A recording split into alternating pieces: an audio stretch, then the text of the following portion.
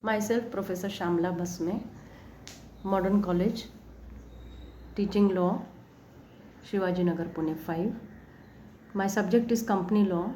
Introduction to company law, I would be saying. The introduction is Company Act 2013 has been a second generation reform. It has been one of the act passed by Lok Sabha. It has a wider scope for the officers default, and it has been one of the important act to complete the company activities. And lastly, I would say it is a proposal for the company functioning and company activities. Then we come down to concept of company.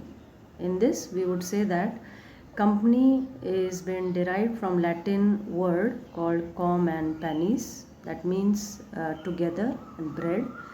It is used to represent association of people and who are in the company. Secondly, it is a body corporate, and lastly it is a combination or it is a coordination of financial resources. Next, we would say there are types of companies, and the various types of companies are there: statutory company, associate company, there are public company, private company, dormant company.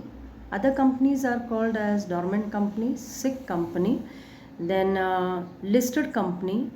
Few are one of the important which have been included in the 2013 Act.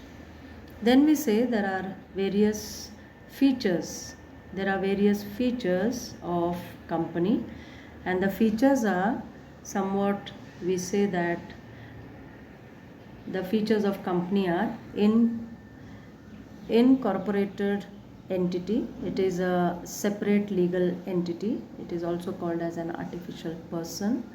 It is a limited liability it has, and it is a perpetual succession. There is transferability of shares in this feature. There is a common seal of a company. Then is also, we say that there is a separation of ownership and management. And lastly, we say that there are statutory obligation.